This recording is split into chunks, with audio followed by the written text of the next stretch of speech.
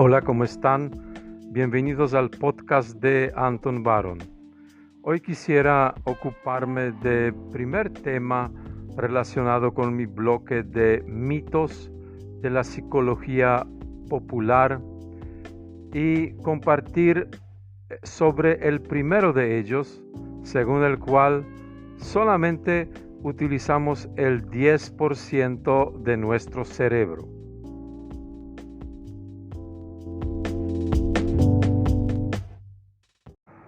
La opinión según la cual utilizamos solo el 10% de nuestro cerebro es tan arraigada que, a pesar de los desmentidos que frecuentemente se publican, reaparece con asombrosa vitalidad.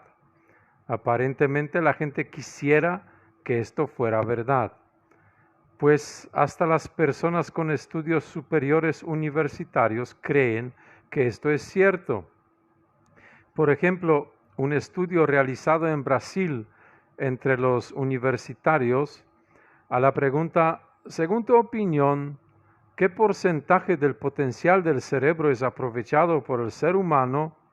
El 50% de los encuestados respondió 10. No ha de sorprender que la persistencia de este mito es tanta si tomamos en cuenta los réditos que muchos charlatanes y personas inescrupulosas reciben de esta creencia. Si es que realmente usamos solamente tan pequeña parte de nuestro cerebro, pues ¿acaso no haríamos cualquier cosa? ¿Realizaríamos el mejor esfuerzo y sacrificio con tan solo aumentar este potencial si alguien nos muestra cómo hacerlo? Ahí entonces aparecen los expertos, entre comillas, ofreciendo una amplia gama de productos, técnicas de meditación, píldoras, libros, etcétera, que según ellos nos ayudarán a activar estas potencialidades dormidas y que reanudarán en avances y promociones en nuestra vida laboral, mejores notas en el colegio o la universidad, relaciones más satisfactorias de pareja, y hasta podremos escribir un exitoso libro, pues ya no habrá límites para nosotros con el 100% de nuestro cerebro funcionando. Es más, al liberar este 90% del potencial dormido, aseguran muchos que hasta obtendremos poderes mentales maravillosos que, por ejemplo, nos permitirán levitar, trasladar nuestro cuerpo astral a otros mundos, comunicarnos telepáticamente con otros y una larga serie de maravillas semejantes. Me queda entonces ahora la tarea desilusionante, por cierto, para muchos, de explicar por qué debemos rechazar esta creencia según la cual las personas habitualmente usan solo esta pequeña parte de su cerebro. Los argumentos son muchos, pero a continuación presentaré algunos más importantes. Argumento 1. El alto costo del tejido cerebral. Es el argumento que viene de la ciencia de la biología.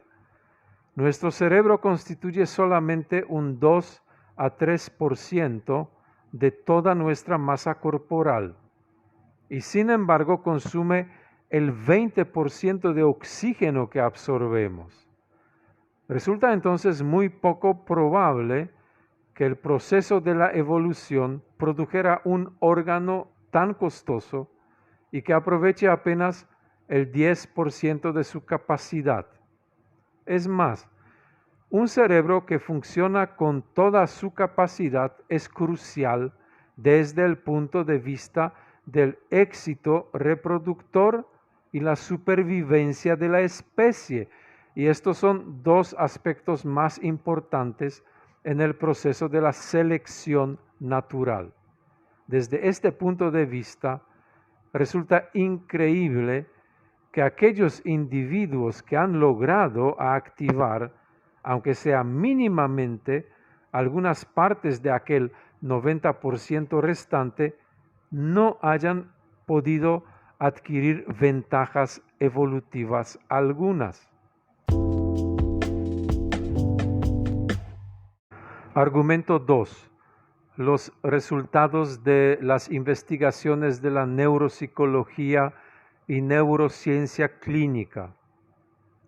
Los daños cerebrales que afectan a las personas en grado mucho menor que el 90% del cerebro tienen consecuencias severas y dramáticas.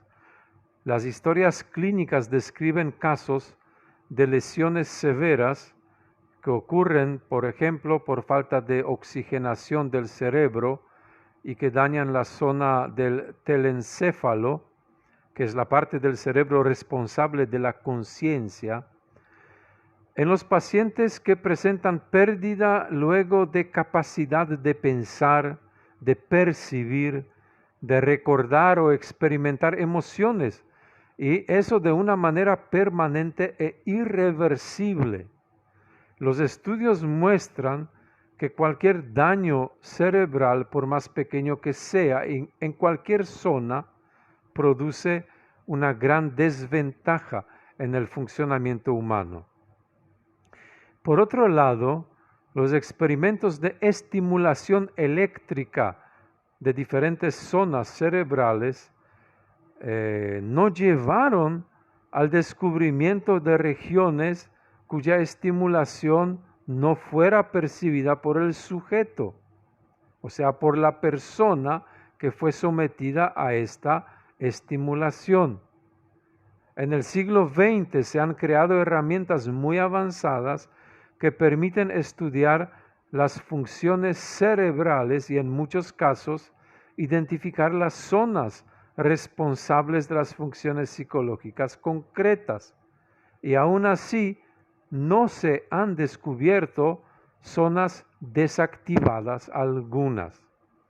Finalmente, en la neurociencia existe una regla bien documentada según la cual las regiones del cerebro no utilizadas debido a alguna enfermedad o daño o degeneran o son anexadas por otras regiones, de modo que es improbable que exista por largo tiempo el tejido cerebral no utilizado. Argumento 3. Mala interpretación de las investigaciones previas. Uno de los pioneros de la psicología moderna fue William James, pensador estadounidense del fin del siglo XIX y comienzos del XX. Fue él precisamente que reflexionaba sobre la hipótesis según la cual el ser humano promedio aprovechaba apenas un 10% de su potencial intelectual.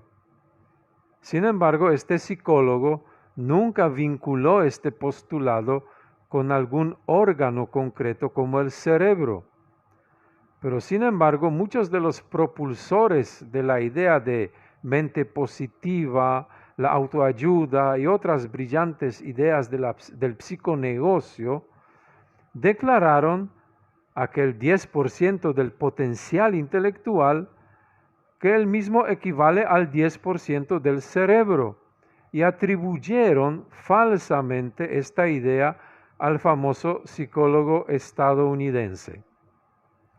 Por otro lado, los primeros científicos que se dedicaron a investigar el cerebro humano llamaron algunas zonas de cerebro cuyas funciones no han podido detectar ni identificar como silenciosas, lo cual pudo haber sido interpretado que las mismas carecían de función alguna o eran inactivas.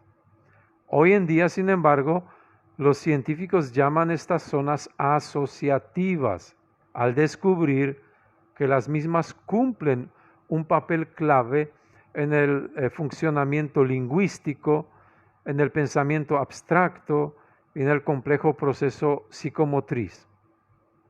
Finalmente, existe una especie del mito dentro del mito, según el cual fue el mismo Albert Einstein quien en una oportunidad habrá explicado su genialidad con la teoría del 10% del cerebro. No obstante, aunque yo mismo, al igual que muchos investigadores, hemos buscado detenidamente estas expresiones supuestamente emitidas por el padre de la teoría de la relatividad, aún no hemos podido constatar tal afirmación. Concluyendo, el mito según el cual el cerebro humano aprovecha tan solo el 10% de su potencial se ha convertido en una fuente de creatividad y efectividad en muchas personas que creen en él, algo que desde luego no tiene nada de malo. Aceptar la veracidad de este mito puede generar una especie de confort psicológico, puede incentivar la realización de esfuerzos para mejorar nuestras capacidades, con la esperanza de que los mismos surtan algún efecto positivo. Todo esto podría explicar esta espectacular vitalidad del que goza nuestro mito. Sin embargo, como lo dijo hace mucho tiempo atrás el gran divulgador de la ciencia Carl Sagan, cuando algo te parece demasiado lindo para ser cierto, lo más probable es que no lo sea.